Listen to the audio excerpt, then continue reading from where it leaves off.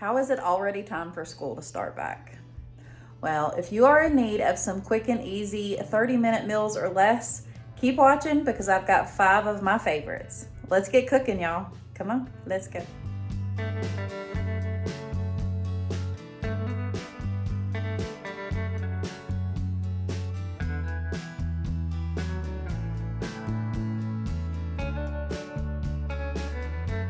All right, y'all, so first easy supper of the week is going to be some sketty and garlic bread.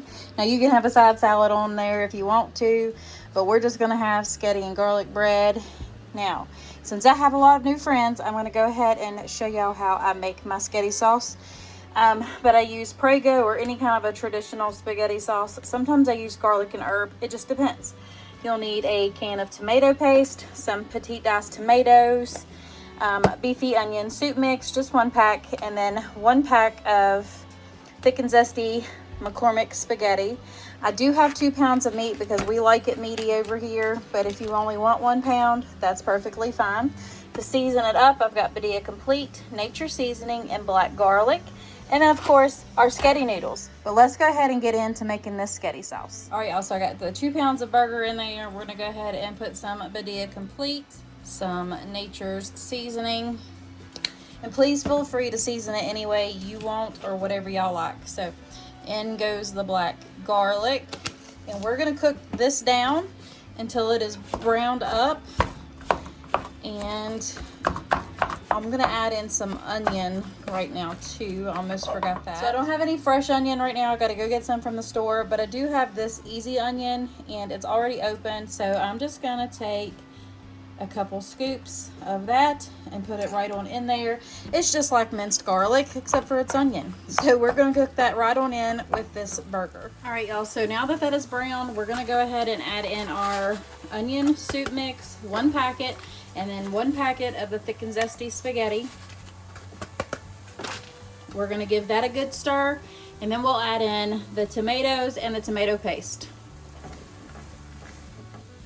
Right, so now we're going to add in that whole can of tomato paste. Now look, if you're just going to use the 1 pound of ground beef, you can always just use the 1 can of the tomato paste. You don't have to use both cans. This is just our preference on what we like here.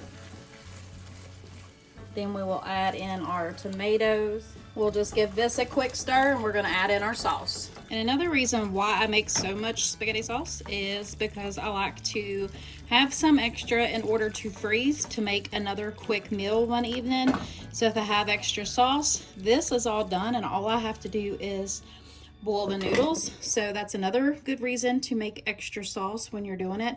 Same for taco meat or anything like that. That way you have some extra to put in the freezer. And I just want to mention, you could also throw in like green peppers. You could put in some, shredded carrots or spinach or whatever, mushrooms, whatever you want to add to this. It's, your kitchen, your rules. This is just my basic spaghetti sauce and we all love it. Also, when it gets to this point, I like to add just a little bit of sugar to help cut down on the acidity of those tomatoes. And then we'll add just a little pat of butter on there. It just kind of helps make everything all good and yummy. Plus you don't have the acidity. So that's also another reason why I like to add a little bit of sugar. But you ain't got to if you don't want to. All right, y'all, so we've got our garlic bread all cut up. I just didn't separate it. And then we've got our sketty sauce. I mean, come on, look at the sauce. It's for the pasta. And then we have our noodles for the people that don't like the sketty squash, which is everybody besides me and Josh. So we're gonna go ahead and fix our plates, sit down and have some supper.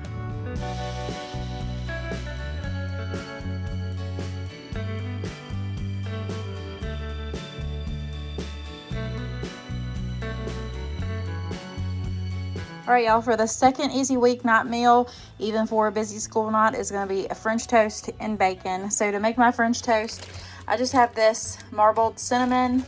It's just like the Pepperidge Farm bread, except for this is the Aldi brand. So you can use any kind of bread you want to, but this smells amazing.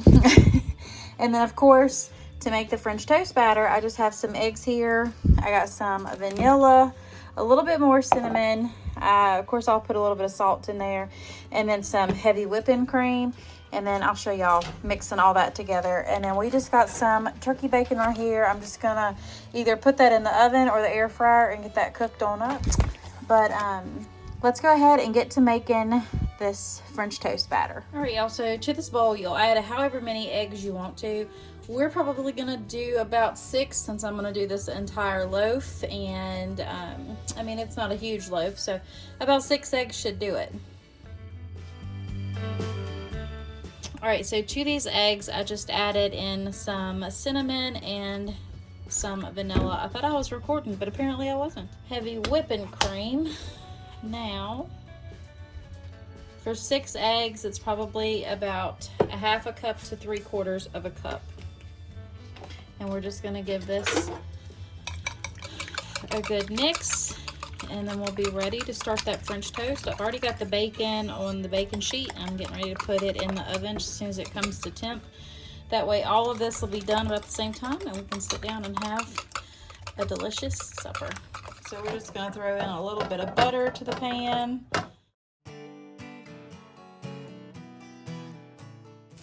All right, y'all, so I just flipped it.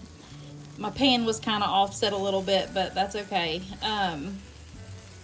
We'll just kind of flip it around here, and you just want to let it cook a couple minutes on each side. Just kind of watch it. Y'all, this is just so good. And I know any little kiddo coming home after, you know, being back at school or anything like that is gonna love this.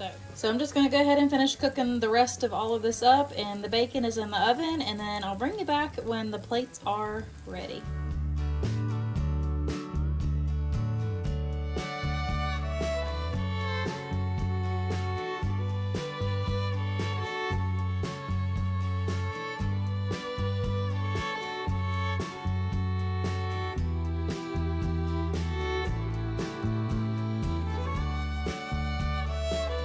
All right, y'all, so tonight for an easy school night or busy weeknight meal, we're gonna make some chicken bacon ranch wraps. So I have some fully cooked sliced bacon right here. We're just gonna heat that on up in the microwave. I've already got some shredded rotisserie chicken that I picked up from Aldi. I have some homemade ranch dressing right here. We're gonna have lettuce, tomato, which this lettuce is already shredded too. And then I got some spinach and herb wraps, and then I just got the plain tortillas. Some people might not like this, but they could have either way they want it. And then we're gonna have these little baby cakes. Also picked these up from Aldi. I'm not sure if you can find them anywhere else, but they're just mini potato hash browns, so they're probably about that big. But this is what we're making for supper tonight. Quick, simple, and easy, and you can't beat it. So I've got a wrap here. I've got our shredded chicken. I've got the bacon ready. It was just the microwavable kind. I got our lettuce, our cheese, seasoning if you want it, and of course our ranch, and then the tomatoes are sitting right here. So let's get these put together.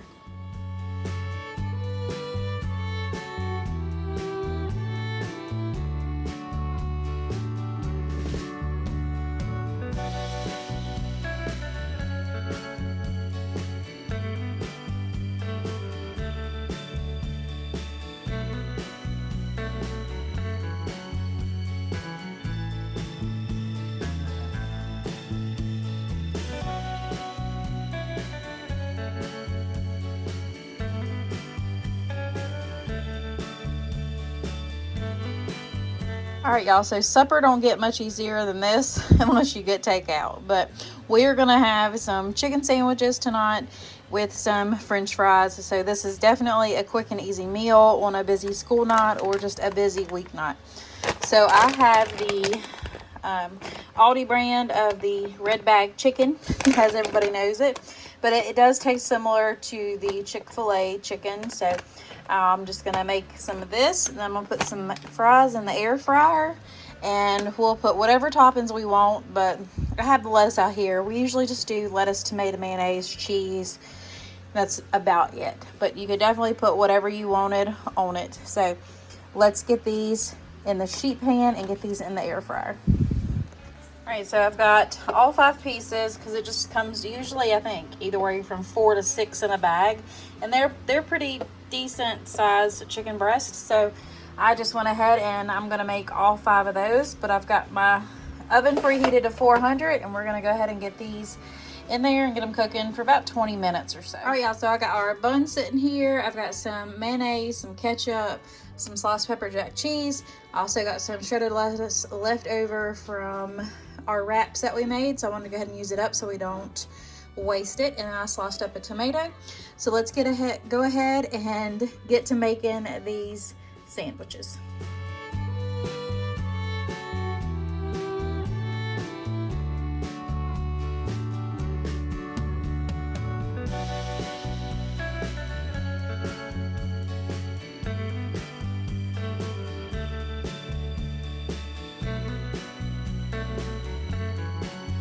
All right, y'all, so the last but not least, easy weeknight, school night, whatever you want to call it, supper, is going to be Mexican stuffed shells.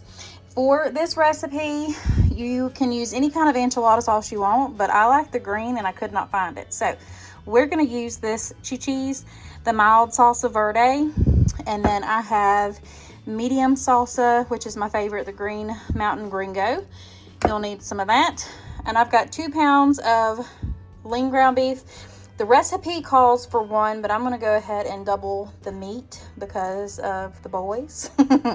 So I've got 2 pounds of beef, but you can definitely make it with just 1 pound. You'll need some Mexican. This is the Mexican cheddar jack. It just sounded really good, so that's what I'm using. Some jumbo shells, a block of cream cheese. Now I'm using a block, but the original recipe only calls for half a block, so just note that, but I'll have the recipe and everything linked below. And then you'll need some taco seasoning. So let's go ahead and get this started. All right, so I've got both pounds of ground beef in here. I am going to cut it back because the boys aren't going to be here. They're going to go to the movies. So I'm only going to probably use the 1 pound.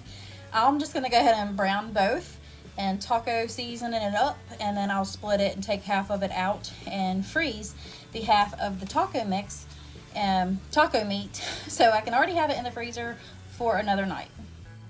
Now the inspiration for this meal come from Susan over at Mama Hauser's home. I will have her channel and everything linked below, and you all can see how she made hers because everybody makes stuff different, but y'all definitely want to give these a try because they were so good, and you have to try these. I just can't rave about it enough. So make sure y'all go check her out and give her some love. Like I said, I'll have her channel and everything linked below in my description box. All right, y'all, so I had completely forgot to dice up an onion, so I just threw in a little bit of onion powder. You could also do like chopped onions or anything like that. So this is now all the way cooked. My shells are almost done boiling, so we're going to go ahead and get this cream cheese in here and get it melting down. Now I'm just kind of breaking it apart with my fingers and just getting that all in there. That way it can, I guess, melt better.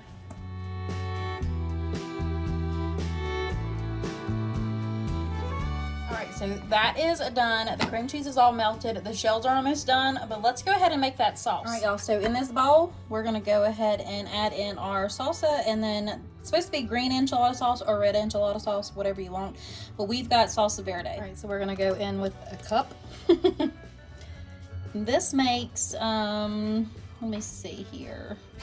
They've got 8 ounces of the shells. Now it calls for 10 ounces of the enchilada sauce, but like I said, I couldn't find any, so we're going to use about half of that. This is a little bit on the spicier side, even though it says mild, so we're just going to use a little bit of that. And then I got some salsa in here. I'm going to go ahead and get it in a food processor real quick and kind of blend that down though, so it's not so chunky. All right, so we've got that blended up, and as you can see, it's a little bit more like an enchilada sauce now. That's kind of what we wanted. So now you can use whatever kind of salsa you want. If you want it hotter, if you want it milder. And actually that salsa verde mixed in with that is really good. So this is going to be our sauce for our Mexican shell. All right, I got my little assembly line here. I have my shells. It's just easier for me to do it this way. Now Susan, she used like a spoon and everything on hers, and then put a spoon on there and kind of like slid it out of the big spoon. But I just find it easier for me to do it this way. So I just kind of hold it open and get like a tablespoon or whatever and scoop it on in there and then set it in the dish. But first what we need to do is put some of this sauce down in the bottom of our pan to kind of give our shells something to rest in. We've got that in there. Now we're going to go ahead and start stuffing these.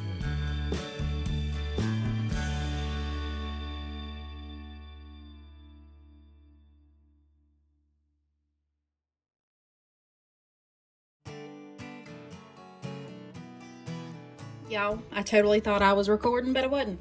So I put that sauce, the rest of the sauce, over top of those shells, and then I just covered in as much cheese or as little cheese as you want, but we like cheese here. We ain't scared of it. So I covered it, and now we're gonna go ahead and put this in a 350-degree oven until everything is nice and golden brown and bubbly.